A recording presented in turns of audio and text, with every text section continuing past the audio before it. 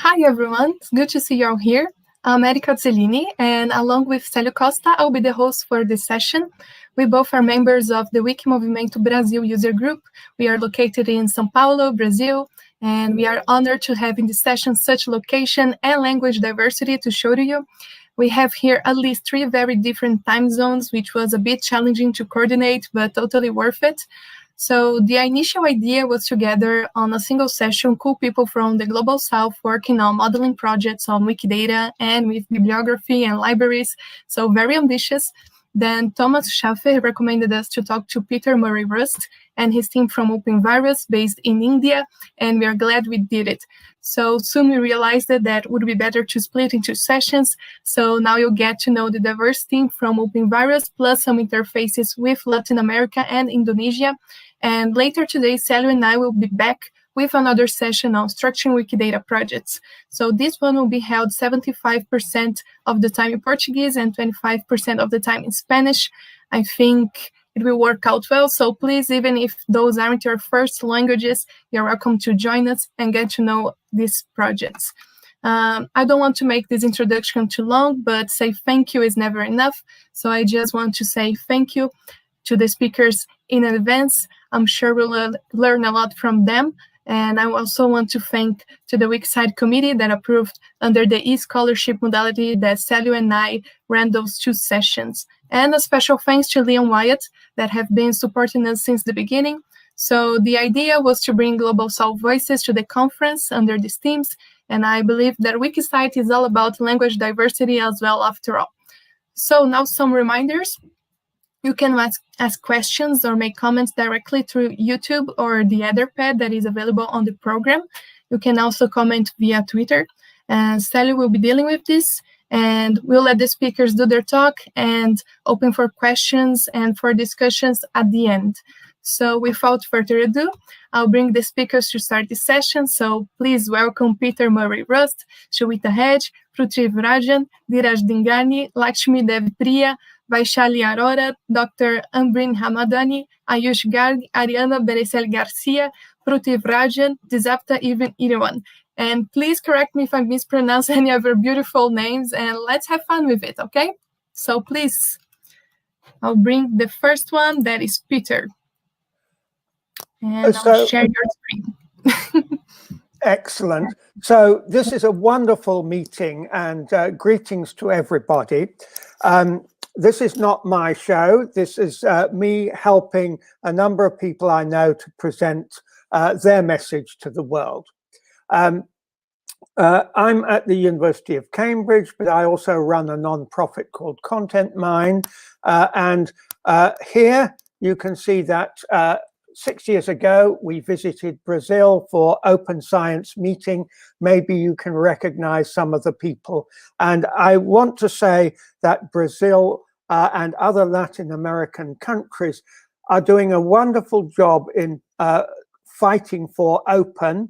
And you will see later what Arianna has to show from Mexico, but this is your show, and I hope that we can support you in this endeavor. I was very involved in developing content mining, and 6 years ago, my colleague Jenny Malloy visited Geeta Yadav in Delhi, and this was a meeting that we held over the internet 6 years ago. Geeta and Jenny are plant sciences, and so this concentrated on the chemistry of plants, and Geeta and I have been running a project for 6 years on that. Now, why does it matter? About 7 years ago, there was a major epidemic of Ebola virus in Liberia. And this was predicted, sorry, I go back. This was predicted in the scientific literature, but it was hidden behind a paywall. This message was very clear that here's the paper. It still costs $31. It's 40 years old, but it says very clearly that Ebola and Liberia are linked. And so simple text mining of the sort that we have developed in ContentMine is capable of liberating this. So the simple message here is we are searching papers in the scholarly literature for the things we are interested in: diseases, viruses, countries, and so on. And we are very grateful to Wikimedia, who supported us with a grant in 2017 to develop ContentMine version of this we called WikiFactMine. And in this, we developed dictionaries. So the concept is dictionaries of terms that we can search the literature with. And we have been developing it since then, and we are going to show you this today. We took this idea to India in a year and a half ago. Here is Geeta again and me in Delhi. And these are some wonderful collaborators in this workshop. And we built dictionaries for rice, millets, and maize, because these are the crops that were particularly concerned for food security. This is a food security program. I've also got the great privilege to know Anasuya Sengupta, who for many years worked with Wikimedia and was the grant-making officer. She has now got a Shuttleworth Fellowship, and she has developed a project called Whose Knowledge? And Whose Knowledge is to amplify marginal voices in the world and to decolonize the internet. And that is a theme which this session is going to show to you: marginalized voices and decolonization, and particularly the global south. So what you're going to see in this program is some of our collaborators. You're going to have a presentation from the OpenVirus team. You're going to see Arianna showing the Redalyc server in Mexico. And we've invited Dasapta to talk about Indonesia archive, so another language from the global south. And we also asked Daniel Meachin to tie this together using Wikimedia Scholia. I don't know whether Daniel can join us, but we will finish with a discussion on how we bring all of this together under the Wikimedia umbrella. And so our goal is to unite the Wikimedia technology to honor inclusion, equity, and diversity. And we have an Etherpad open, and if you have any questions and ideas, please add them to that. But I will now hand over to Shweata Hegde, who is doing a brilliant job of coordinating this meeting. So over to Shweata.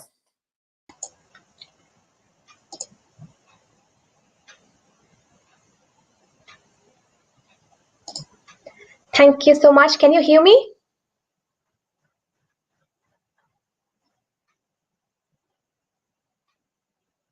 Érica, can you hear me? Yes. Okay. Thank you so much, Peter, for that. I'm Shweata. I'm an undergraduate from India, as well as science communicator for the team OpenVirus. Thank you, Érica and Celio, for organizing such a wonderful session. It's a pleasure to be here at WikiCite, and it's also so nice that we are demonstrating how important Wikidata has been to our project, as well as for the science as a whole on its 8th birthday.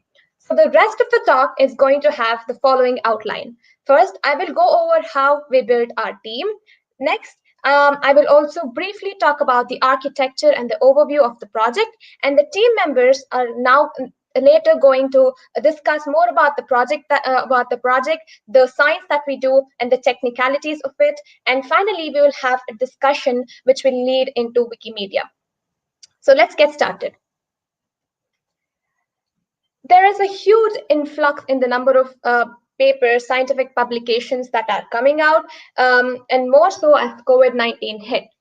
Unless the data in it is structured and the papers are annotated and aggregated, there is little the world can do about it. Therefore, there is no simple way for citizens or even researchers to get proper insights from the open literature. So this initial realization led Dr. Peter Murray-Rust and other global volunteers to start with endeavors like this. They started with open climate knowledge earlier this year, but when the pandemic hit, they decided to use the same technology that they use for open climate knowledge to tackle viral epidemics. And that's how OpenVirus started. It started with 2 interns, along with Dr. Peter Murray-Rust and Dr. Geeta Yadav. Geeta Yadav is a lecturer at University of Cambridge and also a group leader at NIPGR, as Peter already mentioned.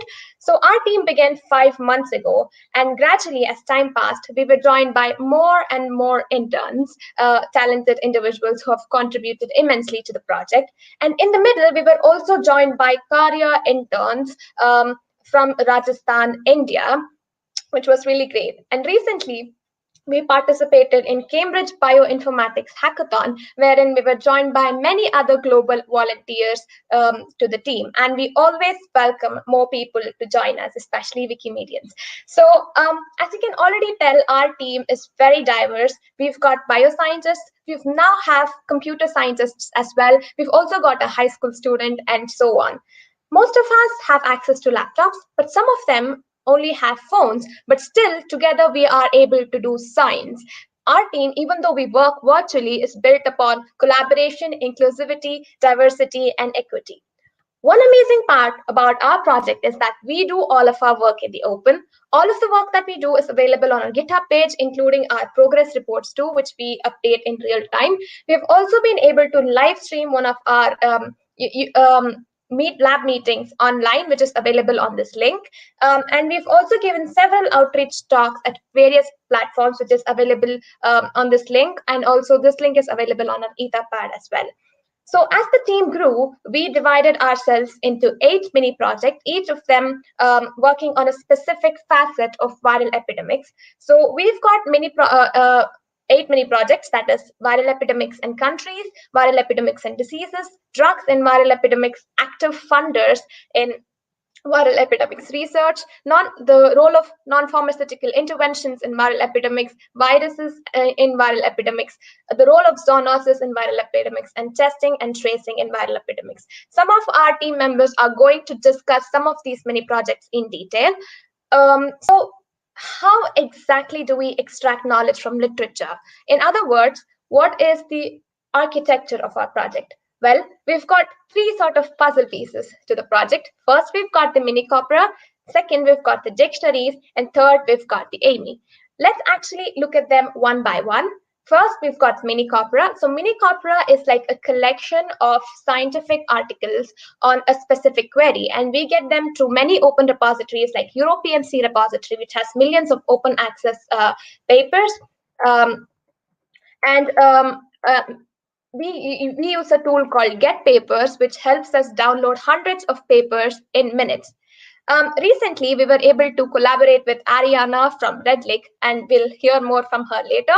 So because of that collaboration, we now have a mini corpora in Spanish, which we were able to annotate with the help of the tools that we've built. And we would also like to extend this to many preprint servers in different languages as well. And all of the mini corpora is downloaded on our local machines, and searches are run on our local machines. Okay, now the mini corpora is down. Next, we've got dictionaries, and this is where Wikidata comes in. We create our dictionaries with the help of SPARQL query, and we then run it through AmiDict, a tool that we've developed, and more about this later. We have our team members discussing this in detail. So to get a functional dictionary. So this is how a typical dictionary would look like. This is a dictionary of country facets. So we've got terms, that is name of countries. We've got Wikidata ID, Wikipedia URL, and so on. We've got 8 dictionaries corresponding to 8 of our mini project, and dictionaries are there to extract multidisciplinary knowledge about viral epidemics. Most of these dictionaries were created directly from Wikidata's SPARQL queries. One amazing thing about these dictionaries is that they're multilingual, and that means that multilinguality means that we can empower the global south as well as other underrepresented parts of the world. The one good thing about using Wikidata is that it is very, very easy to introduce multilinguality to the system. Okay, so now we've got mini corpora, and then we've got the dictionaries. What do we do with it? Well, that's where AMI comes in.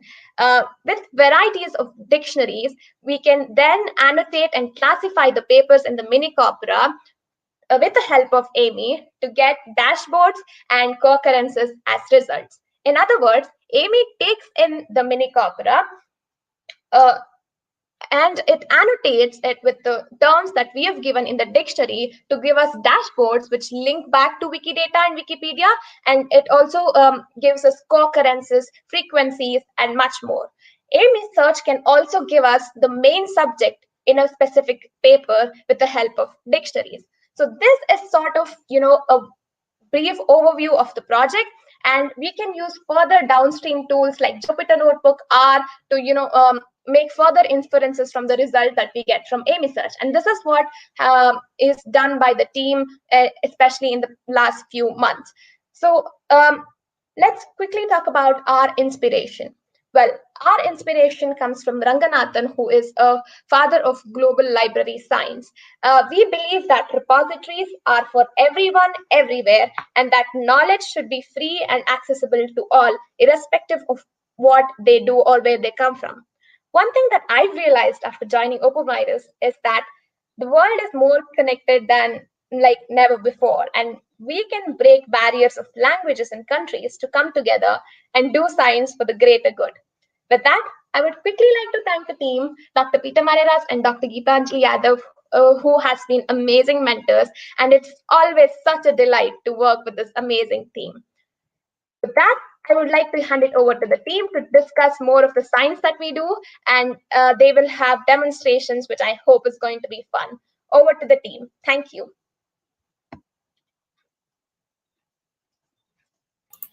Thank you, Shweata. So now we'll have here Rajan and Dheeraj.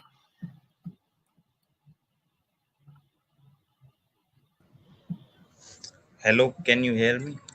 Yes. Please share Ambreen the screens.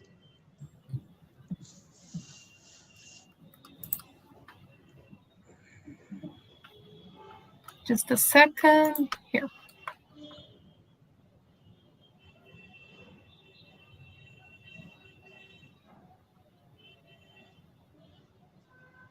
Ambreen, can you show his slides? Thank you. Hello, my name is Dheeraj Dhingani. I am from India, Rajasthan, India. मैं इस team के साथ मतलब जुलाई में जुड़ा था। ये हमारे यहाँ पे मतलब किशनगढ़ में इंटरनेट तो मतलब एक्सेस करना बहुत मुश्किल है। इसका पता नहीं है कब आ रहा है, कब नहीं आ रहा। इस टीम के साथ जुड़ना मेरे लिए बहुत अच्छी बात है। Next slide.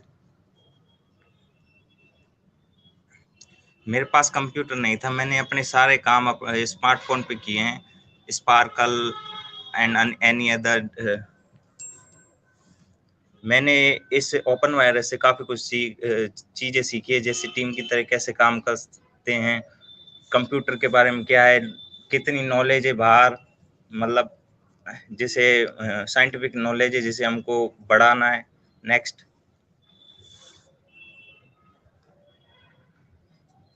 मैं इंट्रोड्यूस हुआ मतलब एक ओशन से कि मतलब नॉलेज इतनी ज़्यादा है और मेरे पास कुछ भी नहीं है। मैंने इस इंटर्नशिप में डिक्शनरीज के बारे में सीखा, विकीडाटा और स्पार्कल कैसे यूज़ करते हैं, और ये सब मैंने अपने आप।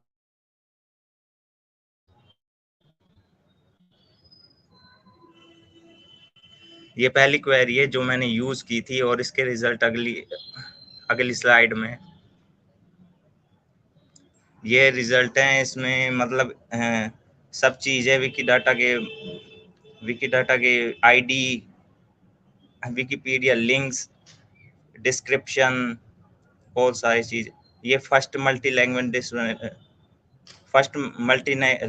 स्पार्कल क्वेरी है जो हमने क्रिएट की थी, और इसके रिजल्ट अगली में है। इसमें 2 लैंग्वेज है, एक इंग्लिश एक Spanish. That's all, thanks.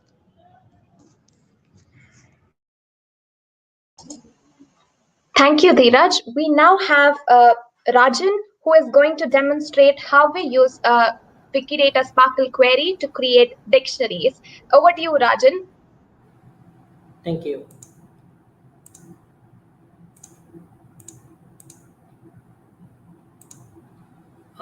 So I'm Pruthiv Rajan. I'm going to tell how we built multilingual dictionary by giving an example of item drug dictionary.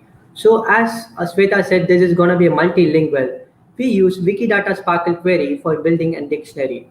And it's good multilingual. We do have languages such as Portuguese and South Indian languages such as Tamil, Sanskrit, Hindi, Urdu, and some other languages like German and Spanish, Portuguese too. So the thing we use Wikidata SPARQL query to build dictionaries. So every Wikipedia items, everything has a unique item number. That is like every item has its unique code. So that is representative with the term Q. Here are 2 examples that I have shown you of 2 drugs. So in spite of bringing all the drugs into one source of one command line, we found that this medication is a tag which has been linked with instant of under the property.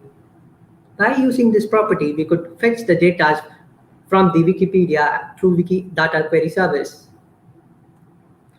So this is a typically multilingual query looks like. So this is going to be where the property, as I said earlier, the Q, which is instant, that shows the query of that tags that have been linked of drug which is related to medications, that is, which have been used for the humans as in medicines. So this DP274, this property tells us the chemical formula because every drug has its own chemical formula and its own pictures. And the other property, that's P117, which tells us the structures. So these are the typical labels, which labels have been determined for the particular language. To extract them, we are telling that we need a label and their alternative label and the description of the particular language. That can be as it's mentioned, it's in here Hindi. As this goes multilingual, always we have to provide a link, or we have to give a referral where the word comes from. So every drug and every molecule in this have been linked directly towards the Wikipedia query. So each language has its own Wikipedia link, so it will directly redirect to its own page as well.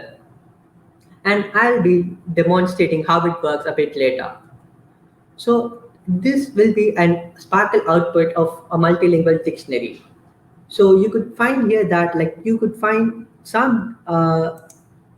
here that it has been multilingual. You could find Wikipedia links of terms in English. You could also find each drug has its many names, it has its own IUPAC names and some other local names into it. So we have been using alternative label to fetch all the related terms of that drugs. And you could also find multiple languages and their Wikipedia links here for that, which could go directly to their pages. So once we get an output, which we give a SPARQL endpoint, and we directly download that into a local PC. Once we download this into our local machine, we directly give that. We run a MEDIC, which is a software which we build, and that directly converts into an ME format. ME format is nothing but that it is it builds a dictionary with the help of SPARQL query, and which is directly help us to do ME search and go on with the further results. So now I'll be showing you the how does the things work out here. So this is, as I said, it's Wikidata. We are using Wikidata SPARQL query. So we are giving a select label that each Wikidata are nothing but a specific item that can be anything of your sorts. But here we are using drugs. So each drug has its own alternative name, Wikipedia link, and a description in it, and format description. So as this goes multilingual, we have added several languages. languages. Those are 9 languages which I stated earlier. So these things we used to be running. So as I said, we have been added the property name and medication of property and the chemical formula and the chemical structure of the compound. So we have been added the Wikipedia links to get the fetched results from directly. And this goes like, it has like 9 languages, this code runs nearly 45 lines. In meanwhile, if it takes a SPARQL query which takes nearly a half a minute or 1 minute to get its results. So then you can also limit your searches depends upon your time. So yes, like you could also find like there are 1,570 results which have been fetched within nearly a minute. So you can limit your service like as you need just 10 drugs or 10 results or 12 results. You could add up here that is like limit and your term over here, which limited your searches. So as results is getting down, so let me explain you these things. So these so the result will be something like you could able to get your results, and once you get this, we'll be using this. You could find your link. Once you click that link, there'll be option called download SPARQL endpoint. Once you end this SPARQL endpoint, you will be getting in your local PC. So make sure that you add like proper terms into it, and you could also like use run a code, or you could also check into it.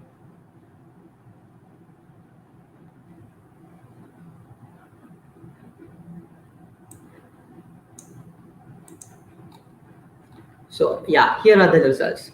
So you could find here that like, as I said, like these are the results with the unique identifier, the molecular name, their Wikipedia links and their alternative labels and so on. And you could have find like many, the identifier have been repeated in multiple times, which we could visualize that like many South Asian languages, people have not added like their language terms into it. So it is so hard to fetch up things which have been added. So it's directly given its property name. For this particular drug, we could have drugs in English, Spanish, and German. So there are some drugs which has all the languages into it. This is how SPARQL endpoint works. And once you have to, for downloading SPARQL endpoint output, just click it over here and SPARQL endpoint, just give an end results. And it just takes nearly half a minute so to get downloaded in your local PC, and you can directly redirect into Epidemic and further explore your dictionary. Thank you.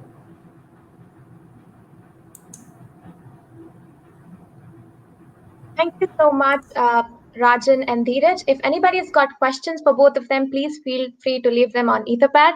We now have Vaishali to talk about her mini project, Viral Epidemics and Funders. Over to you, Vaishali. Thanks, Shweata. So, hello, I am a graduate student at University of Delhi, India, and I'll first let me share my screen.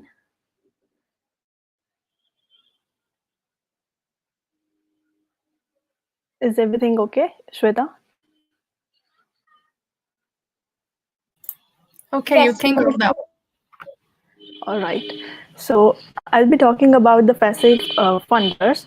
The scientific question that we are asking here is what organizations are most commonly mentioned in the viral epidemic research literature.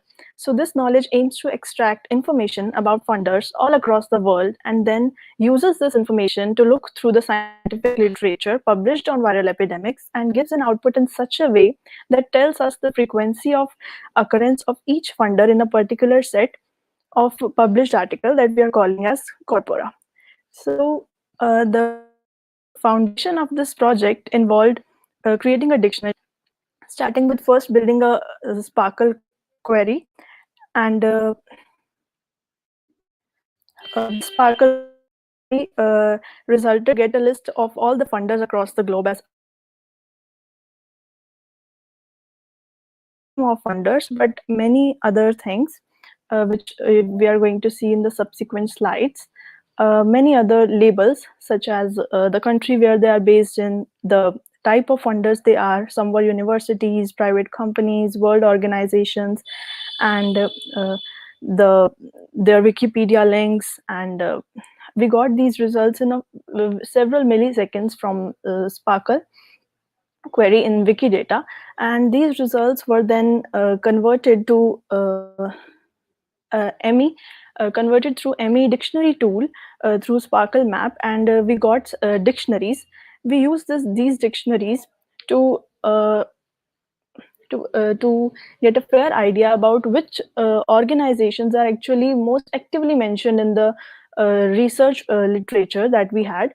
So we got the results in the form of HTML tables that clearly mentioned that this paper is talking about which funders actually.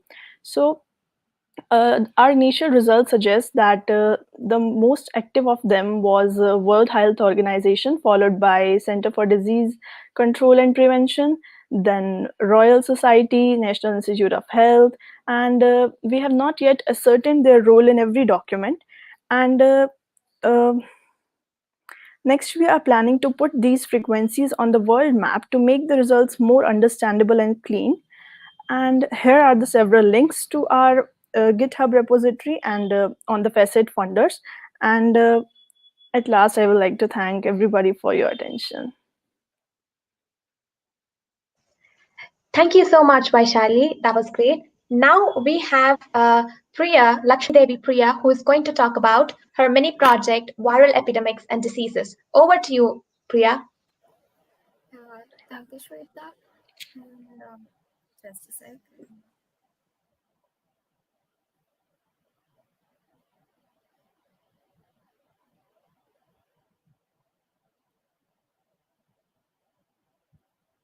Can you see my screen? Yes, we can see your screen. Please go ahead. Yeah, thank you. Hello, everyone. I'm going to discuss about the facet disease, and it mainly deals with the comorbidity. That is, a person who suffers with simultaneously with 2 or more diseases. So let's get in. Does analyzing the comorbidity provides a solution to viral epidemics? Yes, it does. Actually, we can know the sufferings of a patient while he is in the viral epidemics, and after suffering, that is his effects, as well as the symptoms while he is undergoing the viral epidemics. So how we analyze the annotated comorbidities from the articles is that we use ME. And for this particular comorbidities, we use the disease dictionary. Of course, this dictionary is created by Epidemic and the SPARQL query. But we have a special feature is that we have the ICD-10 codes. And this ICD-10 codes are provided by the World Health Organization itself. So it was so easy with SPARQL query only to add these ICD-10 codes in the disease dictionary. So we have a mini project which consists of the corpus as well as the dictionaries. And this corpus consists of the 950 PMCs from the Europe PubMed Central. And this is how our primary dictionary looks like. It has the Wikidata ID, has the synonyms, and it has the ICD-10 codes also. So if we run this dictionary on ME, using ME on the corpus, we get data tables, and you can see if we have a closer look, these are the diseases that are mentioned in a particular PMC article. If I click one of these disease, I'm redirected to the Wikipedia page. So, and now we are trying to redirect it to the Wikidata page for more precision. And we also got the co-occurrence of words from the document as this plot. And if you have a closer look, you can see we have influenza, chikungunya, encephalitis, and these are the diseases that are mentioned in the document. And we can see that these are the frequent diseases that are mentioned. Of course, this corpus is a non-COVID paper corpus, and so we have no COVID or SARS viruses mentioned here. And this is the SPARQL file of the multilingual dictionary. We created a SPARQL query in the for multilingual dictionary, and this is a SPARQL file downloaded. As you can see here, we have Tamil, Hindi, which are some of the Indic languages. And if you have a closer look at the above, we have the ICD-10 codes, we have Urdu, Portuguese, and Spanish. So with this SPARQL file and with the help of this emidict command, we are able to create a multilingual dictionary, and we are hoping to get more effective results from this multilingual dictionary. And now we are trying to refine our ideas more and more. And this we are going to, from the obtained epidemic tables and the co-occurrence laws, we are now trying to plot the diseases with their frequencies in the specific region in a world map. So it will be easy for a user viewer. And next, we are going trying for the epidemic data tables with multilingual besides English and also with the ICD-10 codes. And we are trying to work out. Thank you. Thank you so much, Priya. If anybody got any questions for both of them, feel free to leave them on Etherpad. We now have Ambreen Hamadani and Ayush Garg, who's going to talk about the Jupyter Notebook endeavors that we've taken. We first have Ambreen Hamadani, who's going to talk about her mini project, viral epidemics in country, as well as talk about her work. Over to you, Ambreen. Hello, can you hear me? And can you see my screen? Yes, everything's working fine. Hello, can you all hear me? Yeah, we Yeah. can hear you. And You can can you see go. my screen? Yes, Yeah. Thank you very much. Thank you. And thank you, Shweata. I'm here to give you a brief overview of our Jupyter notebooks, of our adventures with Jupyter, and also I'll be telling you about my mini project, Viral Epidemics and Countries. So why did we pick up Jupyter? Is simply because it is a very nice platform to consolidate all our work, as well as to make it readable as well as repeatable by anybody. Anybody can take up our work, read it, and reuse it in their local machines anywhere in the world. So now I'm running this slideshow for our work. So why is the mini project Viral Epidemics and Countries important? So we all know that the WHO has often talked about variation in the quality of reporting systems across countries, which is due to differences in economic, social, cultural, or epidemiological factors. So, but we also know that the COVID-19 pandemic turned the world upside down, and we realized that no country was ready for any kind of pandemic. Therefore, there is really a need for constant vigilance to understand patterns and, as Peter already told you, to mine literature to see whether there are certain predictions in the literature which could prevent as well as control viral epidemics today and forever. So, mining scientific literature is a very important starting point because it will help us find answers to critical questions like epidemics are reported in which countries and which countries report epidemics with what frequency. And this will help us in preventing as well as controlling the viral epidemics in each country, nipping the evil at its bud, and preventing the spread of these viral epidemics right from its epicenter. Now I move on to the actual notebook. And this particular notebook is about the creation of a corpus and the creation of a dictionary. Like Shweata already has explained, that the primary steps are the creation of a corpus and creation of a dictionary. And these two together help in running a research, which gives us many useful inferences. So the tool for creating the corpus or multiple corpora on our local machines is GetPaper, which is a scraper for the Europe PMC database.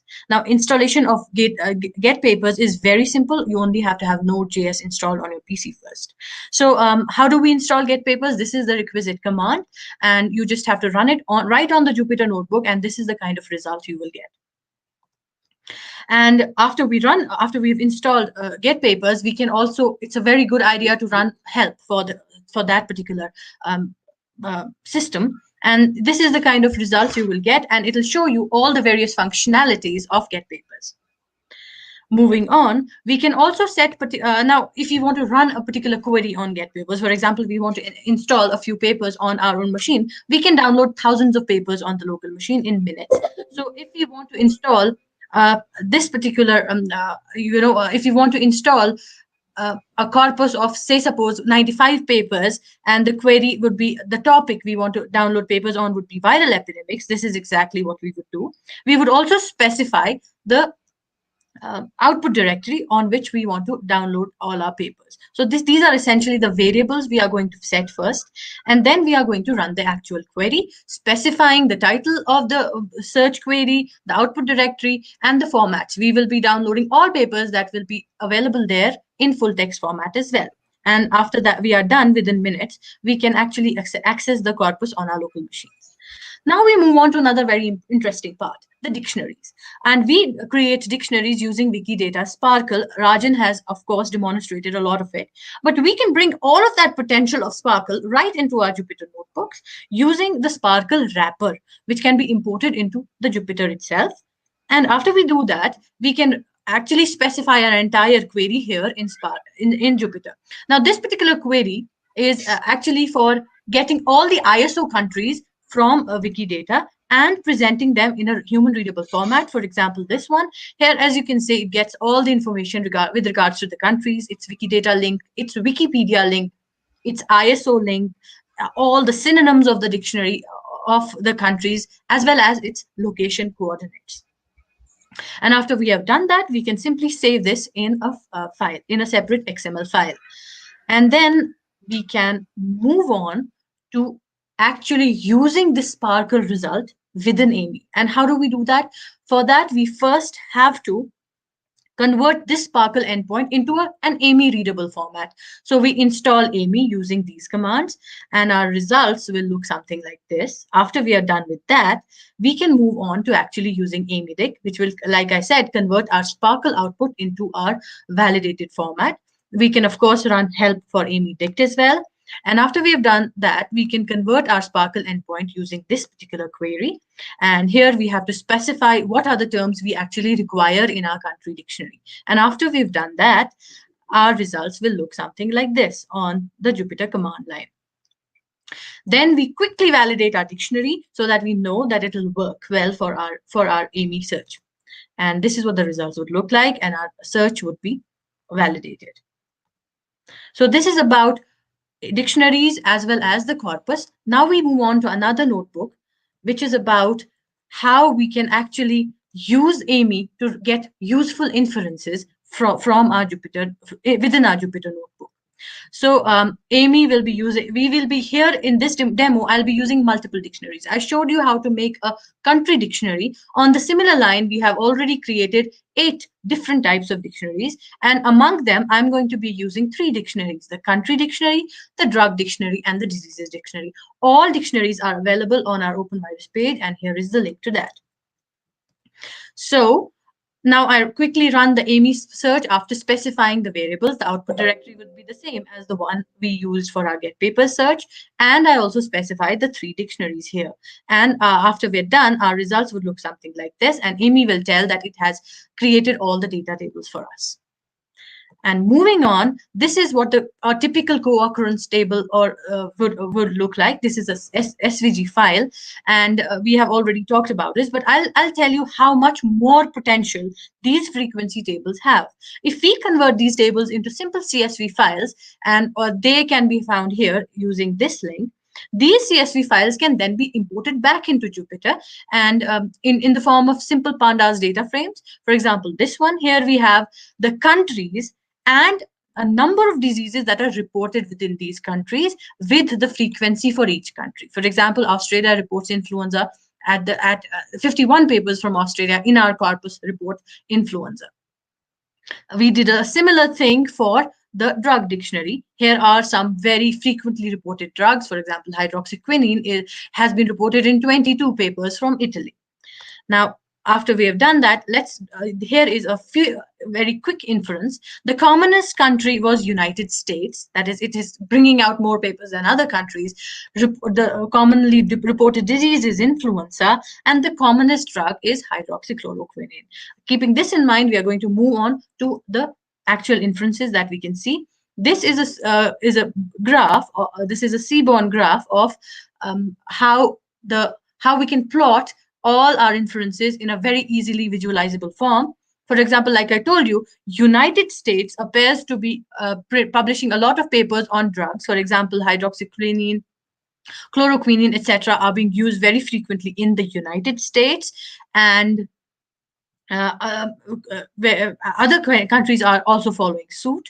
So next also we can see that some of the diseases are more prominent in some countries than the others. But influenza seems to be topping the list, with it being reported in by most of the countries and at a much higher frequency than other diseases.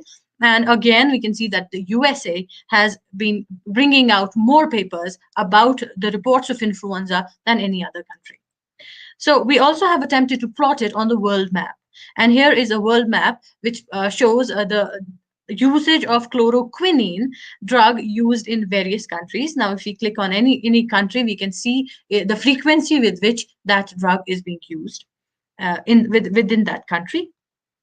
And next, we have also tried to map the actual reports of various drugs used in various countries, and this is a list of all the countries that have been coming out and reporting diseases, reporting various diseases that occurred in our corpora.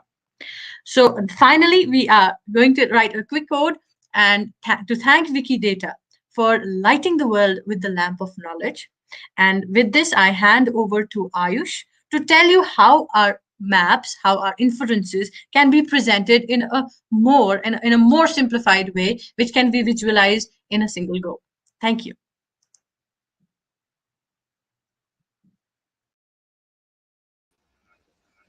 Hello, I am Ayush Garg, and today I'll be presenting and showcasing how we can visualize the data we get from scholarly papers, and specifically how we conclude the results from articles on viral epidemics.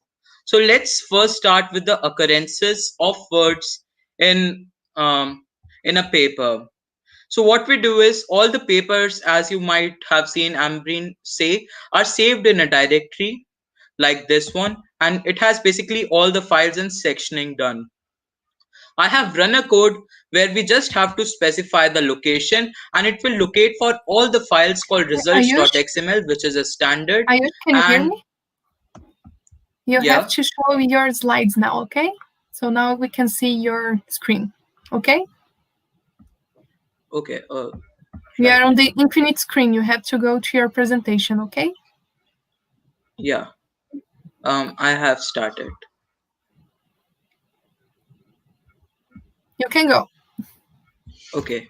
So I was saying that first, let us look at the occurrences of words in research articles and try to see what we can make out of them. As you might have seen Ambreen say, we save all the files which we get from papers into our local machine. So I've saved them in test data. To run this dictionary, to run this Jupyter notebook, you just need to change the location. But what we are actually doing is we are going to this folder and we are searching for every results.xml file. Now I've created a list out of them, and then we change this into a Python data frame, which you can basically imagine as an Excel spreadsheet. Now, as you can imagine, in a research paper, there might be words like is, am, are, the, words like these. So I just remove the stop words and then I plot basic graphs like these one. So as we can see in a particular paper, influenza is mentioned 160 times, data is mentioned 60 times, and so on. Now, this is just the visualization, but in the back end, what we are actually doing is we are taking this result and we are taking a dictionary as well. So, for example, the dictionary has the word influenza and this paper also has the word influenza. When these two correlate, there will be one hit. And we repeat the process for every word in the research paper along with every word in every dictionary, which leads us to a very valuable information set. So now I'm going to show you how we can take that gigantic information set and make it presentable to the end user.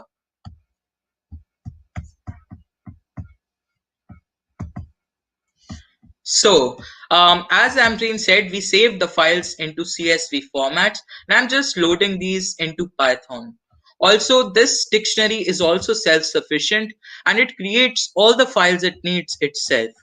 So we started from this, and after running the Jupyter notebook, we have something like this. These all files are created by the notebook itself.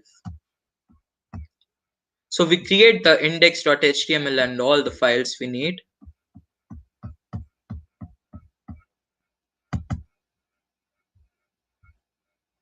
And then we start plotting the graphs. This one you might have seen earlier. This is the same of Ambreen. These are just bar graphs for the information we had. This simplifies the data set to a lot of degree, but I think we can improve further. So moving down, I've taken the concept of plotting on world maps and I've increased it up a notch. Every graph and every world map that you see is saved in the test and is saved in the working directory. So whenever you have to reference it, you don't have to run the notebook again. You can just visit it from the folder. Now I have saved all these world maps and I've just printed the data frames. Now the thing is, if we are seeing all of these in just a folder, it still becomes very cumbersome to locate each one of them. Now to improve this, I have created a dashboard which gets created from these files only. The notebook only creates this, and it has everything in a very presentable form, in the form of an HTML website. Now this is a bit advanced disease plot. So let me click on China. We are presented with a table with the country name China, along with the diseases, basically the papers for which we got the disease hits. So we got 273 hits for influenza. For measles, we got 38, and so on. Moving down further, we have represented the information in the same bar graph. And we've done the same for drugs also.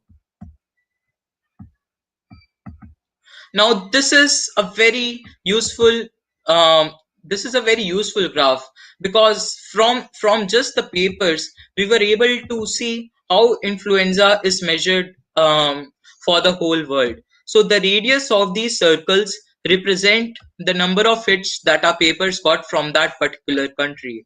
United States circle is the biggest, followed by China, then Japan, Italy, and so on. I've also plotted the drugs on the map. So if I click on, let's say, China, the top searches are hydroxychloroquine and chloroquine. As you might know, these drugs are being tested to be used for treatment of the coronavirus. So it was obvious that papers having mentions of these drugs will go out, and we will able to catch this valuable information. Now, I know there are a lot of things we have to fix, but this project truly showcases the power of code we have in the 21st century, along with the significance of open source as well as open access that makes projects like these possible. There are more than 100 million research papers in the world. Imagine if every one of them is open access, what change can we bring and what diseases can we prevent? Thanks a lot.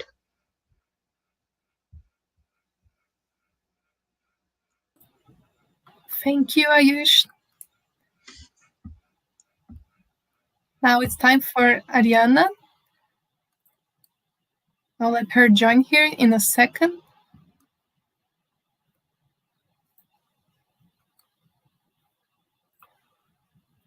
Hi, Arianna, you're live here with us. Thank you. Thank you very much. I'm going to share your screen and start your presentation, okay? Yes, thank you. Can you hear me? Yes.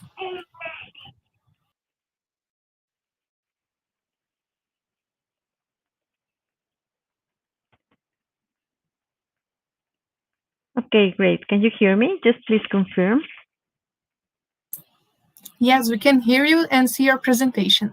Okay, thank you very much. And thank you very much, all the team. There's a lot of talent in this team. It's a really exciting project. Thank you so much, Peter Moray, to invite us to be part of this incredible demonstration that global South collaboration can achieve wonderful results, and that multilingual also is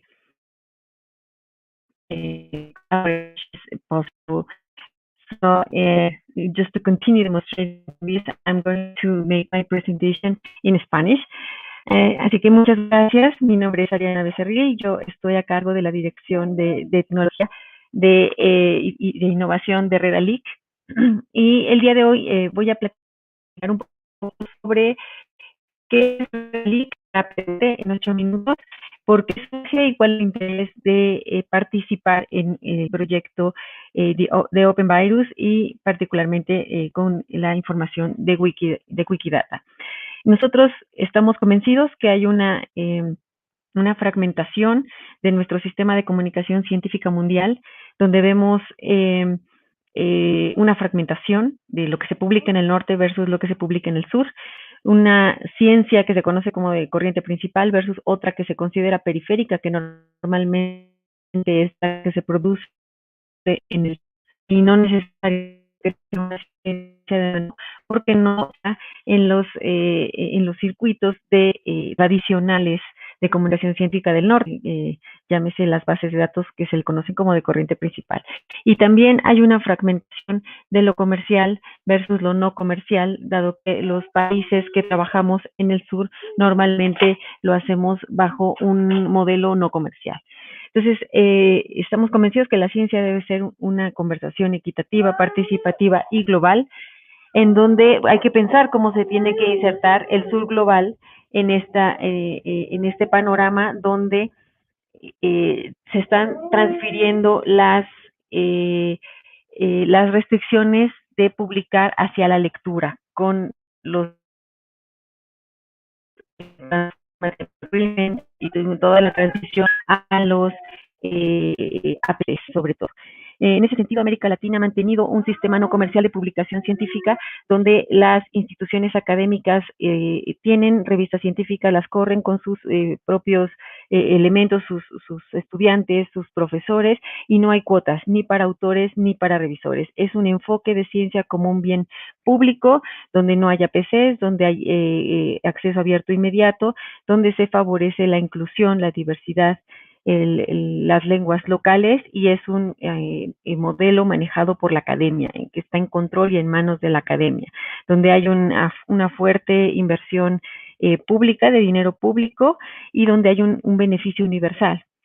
Eso aunado a que tenemos ahora tecnologías que nos habilitan un escenario con realmente un potencial para poder reescribir las formas tradicionales de comunicación científica, alejarlas del circuito comercial, que es las que termina causando restricciones hacia nuestros países, y hay otras posibilidades para que modelos como el que estamos mostrando hoy sean posibles.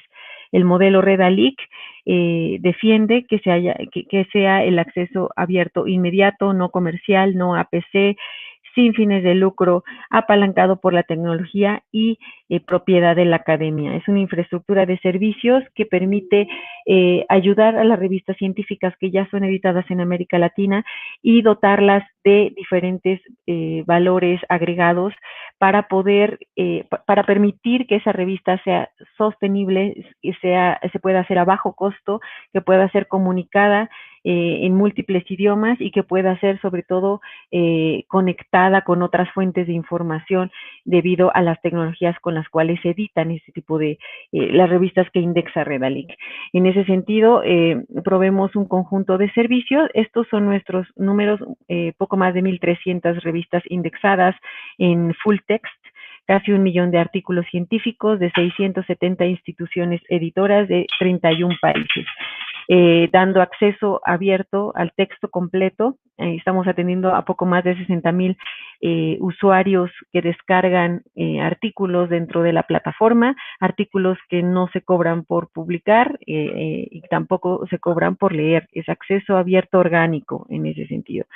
La arquitectura de nuestro proyecto se basa en una capa de calidad que lo que hace es filtrar y asegurarse que las revistas que ingresan a la plataforma, que provienen de universidades, tienen o cumplen con criterios de calidad y un proceso riguroso de selección para poder ser indexadas en la plataforma. Una vez que se supera este proceso, les ofrecemos un conjunto de herramientas y tecnología para la eficiencia y la sostenibilidad de estas revistas, para que no cobren por publicar y por supuesto sigan siendo de Open Access. Entonces, nosotros hemos desarrollado un conjunto de herramientas basadas en el XML para obtener de manera automática diferentes formatos de lectura como el PDF, HTML, EPUB, diferentes lectores de artículos científicos que son totalmente libres, gratuitos para descarga, y los editores se apoyan de esa tecnología para minimizar sus costos de producción. Después tenemos diferentes servicios de recuperación de información, de interoperabilidad, de visibilidad, también de métricas. Estamos preocupados por ayudar a encontrar otras formas de valorar la ciencia, y en ese sentido ofrecemos un conjunto de métricas y otras formas que representan en mapas la cartografía de cómo se teje la ciencia, y servicios semánticos a través de ontologías, link open data y otros más. Estos son los formatos que generamos de manera automática para las revistas científicas, ya que nosotros creemos que debe haber visibilidad orgánica, debemos buscar el descubrimiento y el impacto de manera orgánica, difundiendo o conectando cada pequeño elemento que compone un artículo científico. En este caso estamos abocados a los artículos científicos, para que sea una pieza de información en un grafo colectivo que podamos crear, compartiendo datos, etiquetando datos, y ahora con este proyecto de OpenVirus poder descubrir el conocimiento en epidemias virales, por ejemplo, ¿no? Para ser parte de esta estructura que exprese el tejido inherente dentro del conocimiento científico, y poder lograr esa visibilidad y seguir siendo ayudando a las revistas científicas y a la comunicación científica a mantenerse del lado no comercial. De esa manera vamos a poder lograr que nuestros países puedan tener una participación más equitativa, que nuestros idiomas también puedan tener una participación mucho más justa en este panorama de la comunicación científica. Muchas gracias a todo el equipo, y esperamos seguir colaborando ampliamente con el equipo de desarrolladores, que de verdad los felicito, y con el doctor Peter Murray, para poder lograr muchos mayores avances conectando la literatura científica en español a este proyecto. Muchas gracias. Thank you, Arianna. That was awesome. Really like to hear Spanish is good for the ears for us. And now we have Rajan.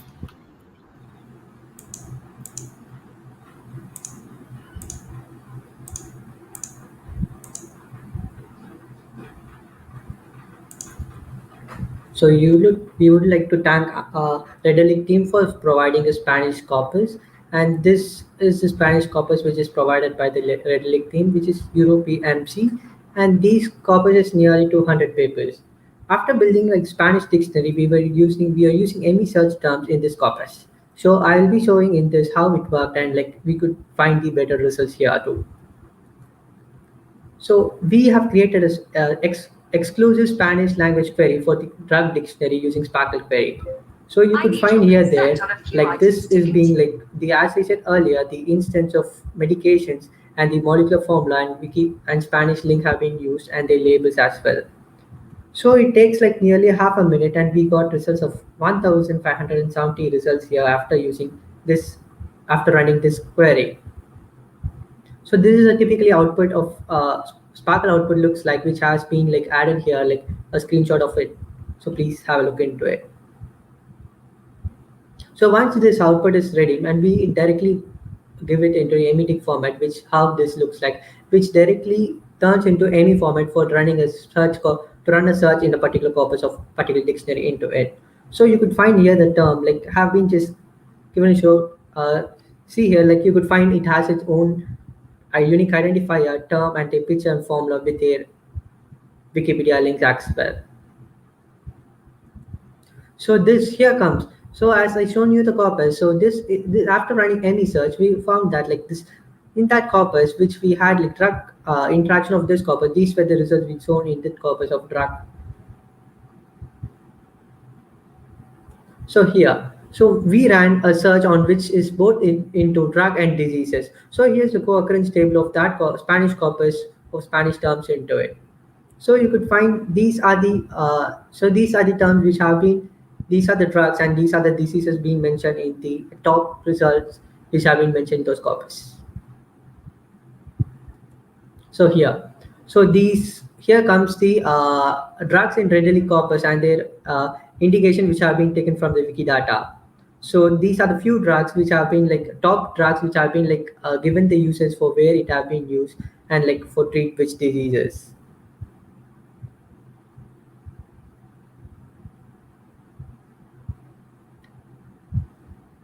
Thank you.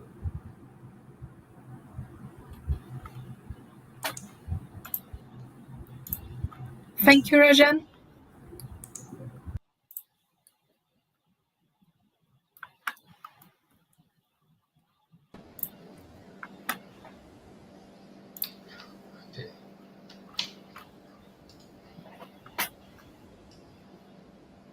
Okay, can you hear me? Yes, it's up to you now. Your presentation is here and you're good to go. Okay. Thank you, WikiCite, and also Peter and Érica and all the WikiCite team that invite me to talk in this event. So my talk is about towards resilience in academic publishing and more with open science. I can see I must be the only geologist in the room right now. Usually that happens. So 3 years ago, with some colleagues, I started the INA-rxiv hosted by COS. And then it gained much attention. We've got more than 10K submissions in 3 years of operations. In early 2020, we decided to leave COS due to funding requirements that we cannot fulfill. Then in May 21st, 2020, Indonesia Science Institute, or LIPI, offered us to host the preprint brand under the new name INA-rxiv. It's now operated using the open preprint system created by public knowledge projects. So if you see my picture here, this is us, right, doing some science, and then this is an X-ray to see the internal organs. So in the case of Indonesia and most of the global South country, apparently we can make this X-ray machine our own, but we still spend money to buy commercial products, the same X-ray, right? And then if we see the internal organs here, we have heart, lungs. I make an analogy here. We should have open infrastructure, community-led, human rights, and then human rights to study, human rights to learn, to read, right? And then open data, open peer review, open dissemination, and other. So if this is our body, right? If you need to get healthy, you need to do some physical activities, right? Eat good stuff, have enough rest, yeah? Just do that, and you don't have to buy expensive trainers, not expensive gym. Just get a pair of sneakers, any sneakers, and then just run. So that way we can maintain our resilience to keep our body healthy. And then we can scale up this model to university, to research institution, to national level. So these days, too many experts have influenced the mind of policymakers at university and national level. They say some of citations, some of patents are the true signs of innovations. It's said that both indicators will drive innovation to move faster. But this tragedy has driven our higher education to set up a higher cost system, right? Indonesia pay, I think, about 15 billion rupiah, or 1 million US dollar equivalent, to pay access to commercial database averagely. On top of that, we have also several universities pay for the same service. So it's kind of double spending, right? all of those are public money. So public money has been poured to support corporations with less role as stakeholders. Instead, they are more of the instrument of shareholders. We can see India's case, India's plan to make a one nation, one subscription plan. You can click the link here. And also, of course, Max Planck case. And also Indonesian case soon will be published. I write an article in the conversation with some colleagues, and it will be published soon. With that said, researchers, funders, policymakers are now forgetting the true spirit of science as public goods, or science with less conflict of interest, science for broader community, science as subject of scrutiny, and reusable science, and also affordable science, of course. Hence, at this point, we as scientists are very much dependent on commercial products, right? We need to move forward to towards resilience in academic publishing and much more by applying open science principle.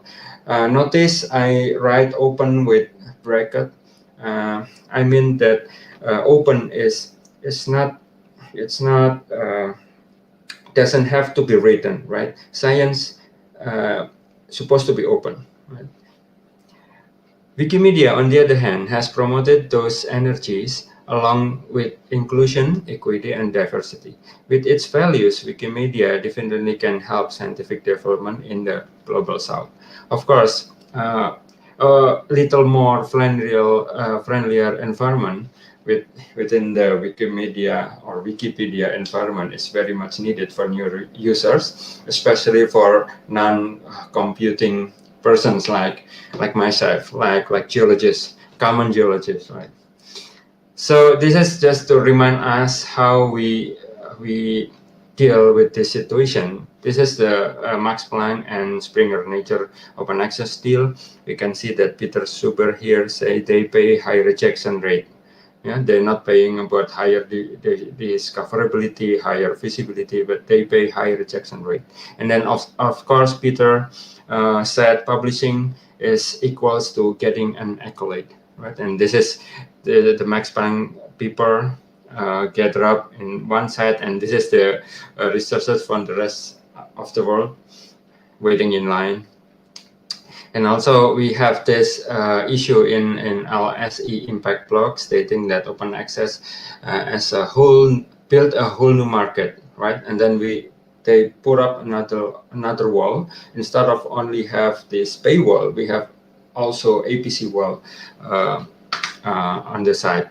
Of course, this model cannot be. It's not sustainable, right?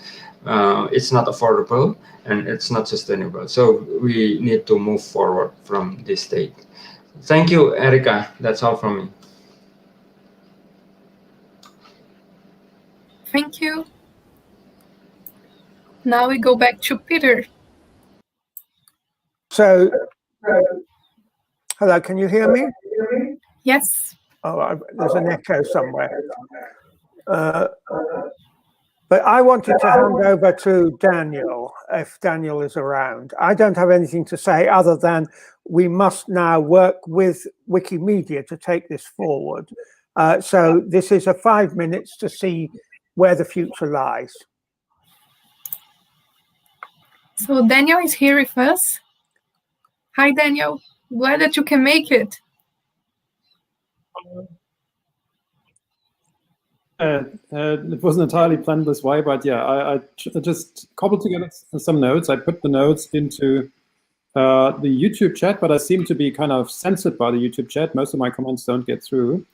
And now I'm trying to share my screen so that we can look over those notes together. It's not much. Okay, can you see my screen? Yes. Okay, so I shared the link to that notebook. It sits on pause, so it's public. So there is a public version of it here. Maybe I should use the public version right away.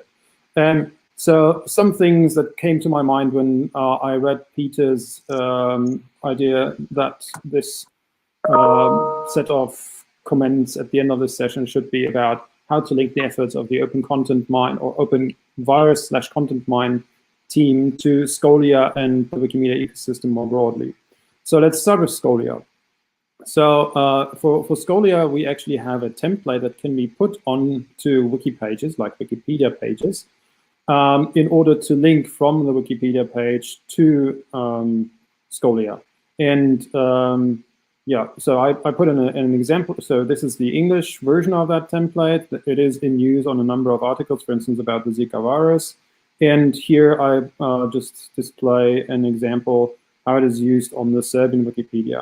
And this template can be made aware of the different aspects that Scholia has. So that here we see it's a topic profile. And we can have, which is actually wrong because this person here, it's a person. It should have been an author profile, but that doesn't matter too much. But we can figure this out. And so if we want, we can link specifically to a topic profile or to a person profile or to the profile of a chemical or a drug or a disease.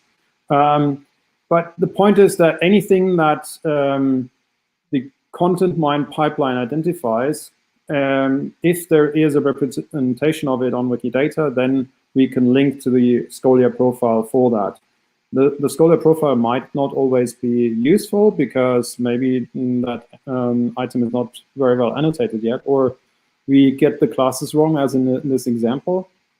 But at least the principal possibility of linking is there.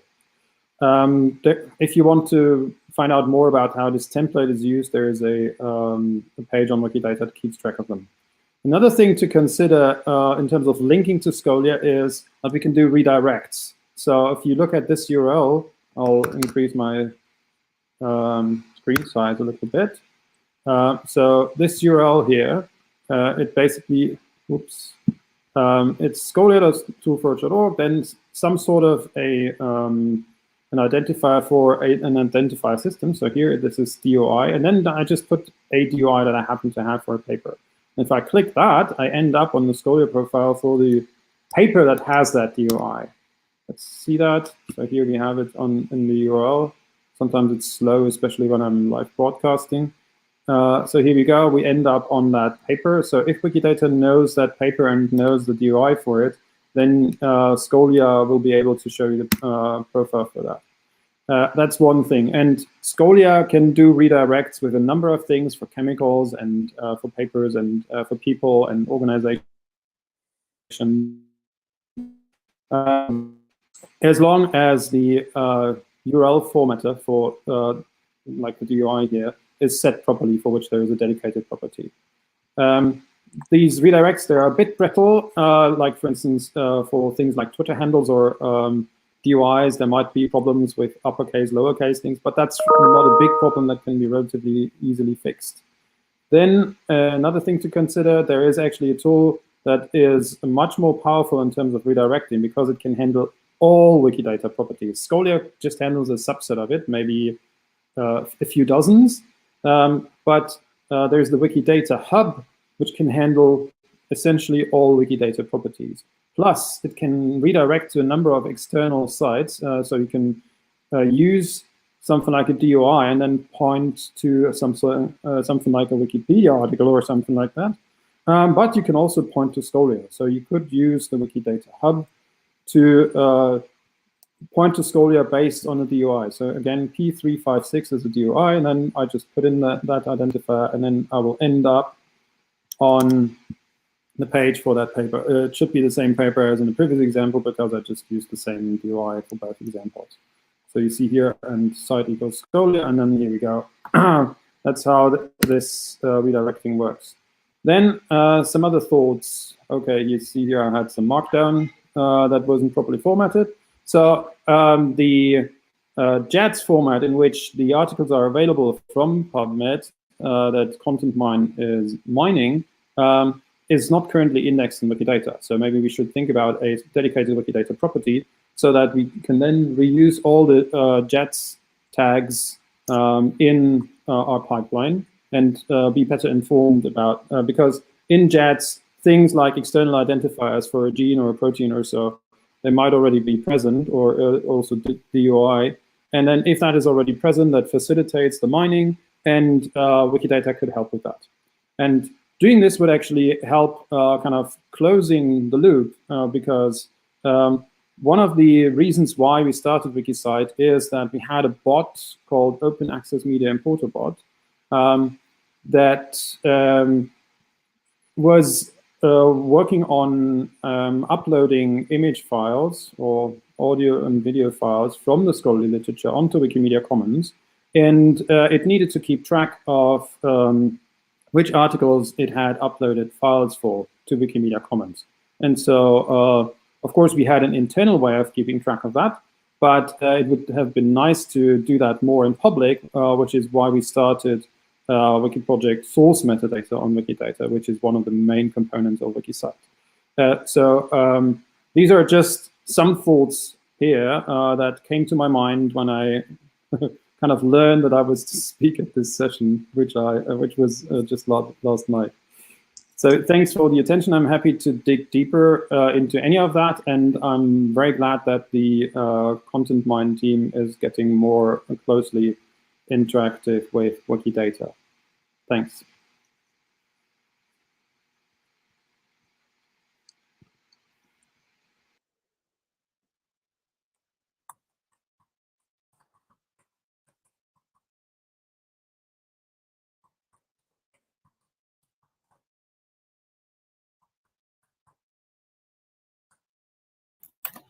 So Peter, do you want to wrap it up? Do you want to go to a discussion, see what's going on the other pad?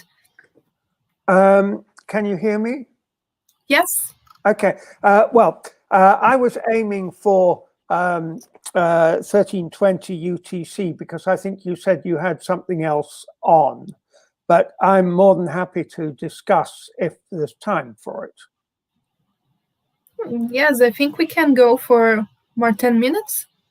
Well, that's brilliant. So I am here to try and bring people together, as I think we have seen in this meeting. And the key thing, I think, is that you now have many more people that you know that you can talk to.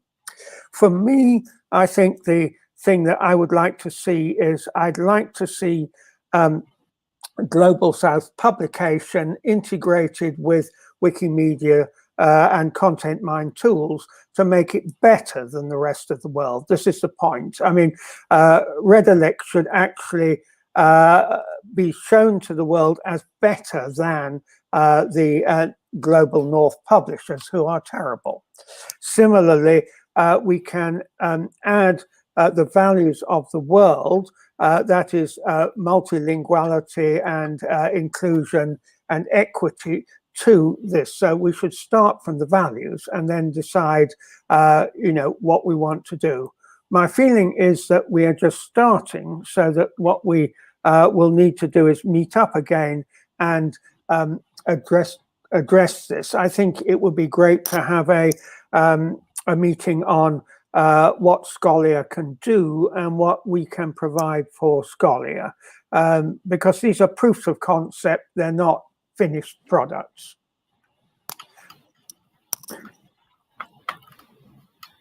Yes, Peter, I totally agree.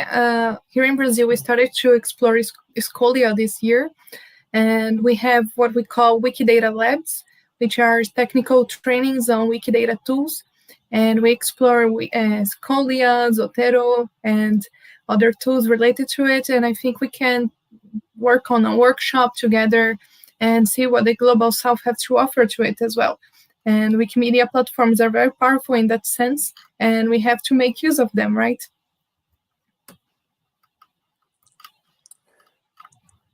It's difficult since other people aren't on this. I think I'm probably the only person who can speak.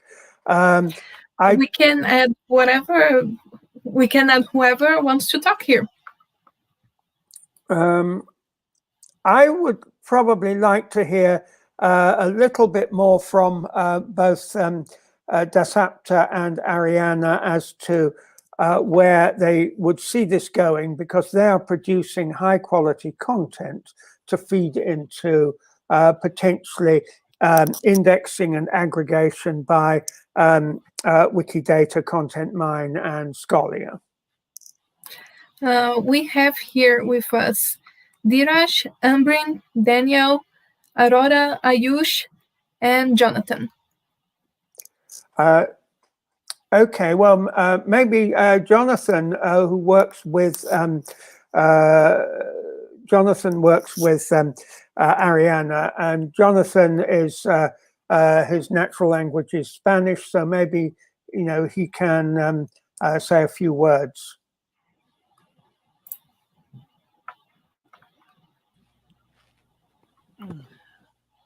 Hello, I'm Jonathan. Yes, I can share you some words while in my native language. Es importante, bueno, pues es la colaboración que nosotros hemos estado teniendo con ustedes, la forma en que nosotros podemos compartir, bueno, que nosotros podamos de cierta forma pues digamos introducir, bueno, pues nuestra información, poderla compartir, la forma en que se pueda indexar y el propósito de pues obtener cierto conocimiento que bueno, que puede ser pues útil aquí realizando un análisis y descubrir lo que bueno, que podríamos entender, no sé, bueno, acerca de todo lo que es nuestro contenido, nuestro corpus que habla acerca de revista social, bueno, que en materia social, en áreas incluso, bueno, que también compartimos de medicina, salud, que bueno, es lo que estamos viendo ahorita en OpenVirus, y pues es interesante ver qué es lo que podríamos descubrir, ofrecer en lo que es todo el contenido de revistas que contienen artículos en español y que pues nosotros podamos proveer y aportar a todo lo que es este medio sobre lo que estamos trabajando.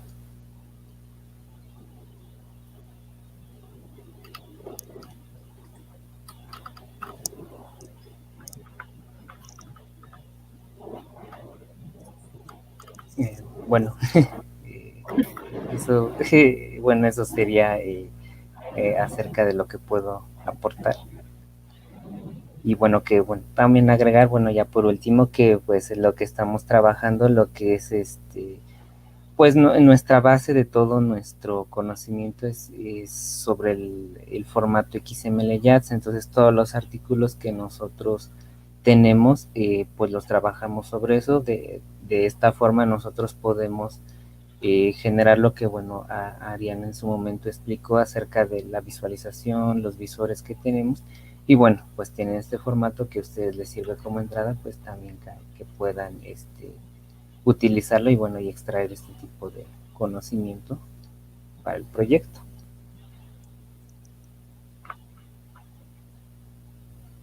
Y bueno, sería todo. Thank you.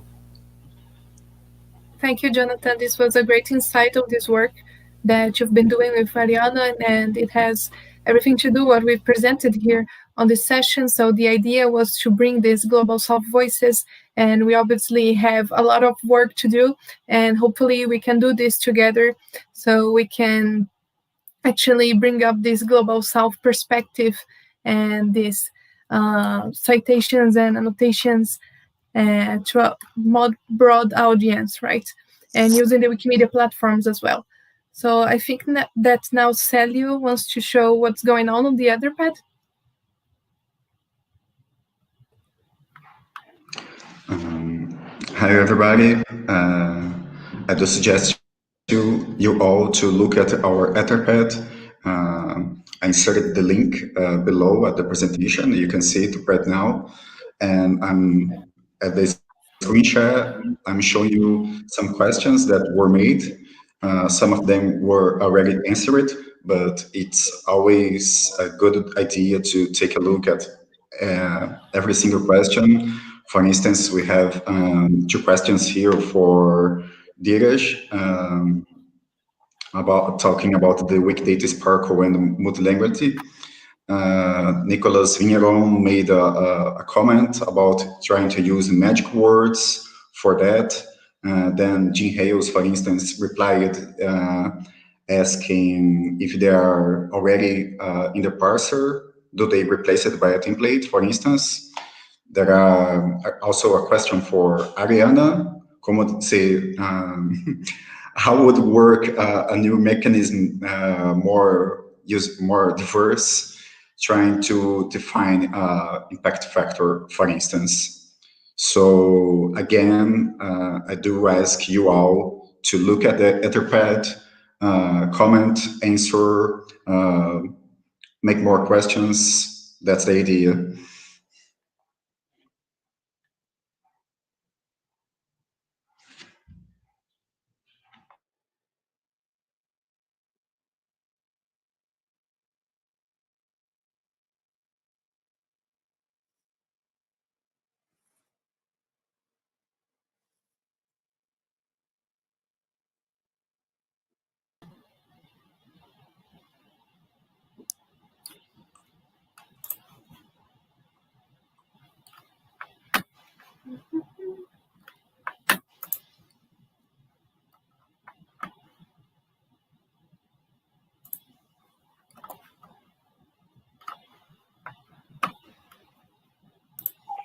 Hola, ¿me escuchan?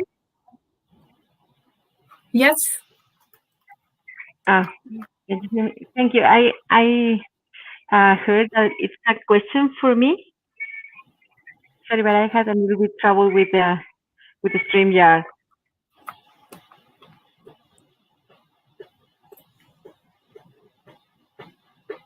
Yes, we have one question for you, Arianna, that is, ¿cómo debería funcionar un mecanismo más diverso para orientar cómo medimos factor de impacto? Creo que este factor importa y mucho con el modo como se establece esa separación tan dura entre norte y sur que has presentado, en especial para el modo como influencia las estrategias de los investigadores. Gracias por su trabajo, una verdadera inspiración. Muchas gracias, creo que contesto en español. Nosotros estamos trabajando para mostrar que hay otras formas mucho más orgánicas y naturales, no solamente de diseminar la información científica, sino también de cualificarla. Es decir, el factor de impacto está basado en servicios comerciales que normalmente excluyen a los países del sur, como los nuestros. ¿Por qué no tenemos los recursos para participar en estos circuitos? Nosotros creemos que si conectamos el conocimiento, por eso hacemos uso del XML-YATS, y si conectamos cada elemento de información, entonces podemos mostrar cómo se crean colegios invisibles, cómo se crean redes, quién es quién en ciertas temáticas, dependiendo de cómo se entreteje el conocimiento de manera inherente, de manera natural. Todo esto lo hacemos con el uso de RDF y de otros formatos que nos permiten conectar elementos. Para nosotros participar ahora en este proyecto, hacer uso de Wikidata y todos estos diccionarios nos permite realmente llevar el conocimiento científico producido en el sur, particularmente en América Latina, a otras instancias. Y eso es lo que creemos que nos va a permitir ir más allá del factor de impacto, mostrar mapas y la cartografía y los grafos que representan el conocimiento y quién está detrás de ello.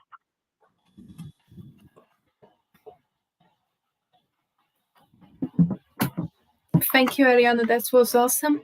I think we can wrap it up with this last question here. This one says, I must say I admire the work that is done, amazing, but how do we make it scalable? One challenge I see is coding, and it's dirty and confusing for simple queries. How should we improve this? Another challenge I see is the existence of proprietary science technologies and databases. What are the limits you encounter in your strategies that relate to this challenge? Lastly, multilingualism is still a challenge, I guess. You are finding ways to overcome this, but what are the obstacles that this still represents? Thanks. So these are a lot of questions, I know, but feel free to answer however you feel suitable here. And this one goes to the OpenVirus team. So can you hear me? Yes. Good. Okay. This is an excellent question. I think, first of all, that Wikimedia has shown that it is very good at scaling. It starts off with prototypes, and then it brings in more experts so that things become more robust. So there are probably 200 languages used in Wikimedia regularly, and I think we can find experts in those who will help us carry out the language scaling. Support for written language in Unicode has got a lot better over the last 15 years, so I think we can see that we have fewer problems with diacritics and normalization than we used to have. That's from the technical point of view, but I am just an optimist. I believe that if you bring committed people together, they will solve it. So I think this will be solved. Thank you, Peter. Celio, do you want to add anything else?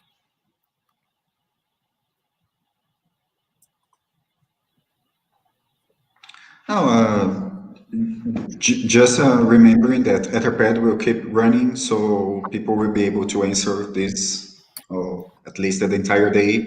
So please, the Etherpad has an device to make a copy of all the important information, but we can continue using it at least along the day. It will be an amazing platform to keep things running just after we end this section. Okay, so I think we can wrap it up here. So you guys know that Etherpad is still available. You can reach out the OpenVirus team, Arianna as well, and Daniel. They're all available. You have their contacts.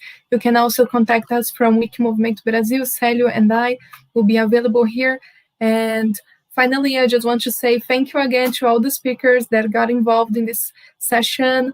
It was amazing. It was even better than we expected, because really got into this objective to reach out to Global South voices. And I think we have still a lot of work to do, but it's nice to know that we are doing this in good company as well. So I think we can wrap it up here. Peter, do you want to say anything else?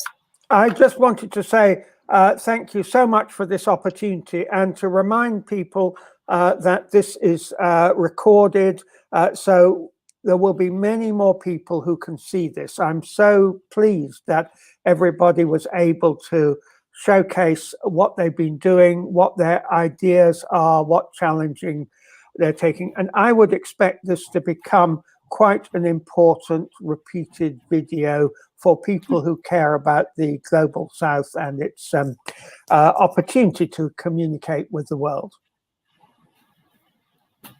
Yes, that's the spirit, Peter. So Thank you, guys, and we'll see you later. Thank you. Bye-bye. Bye.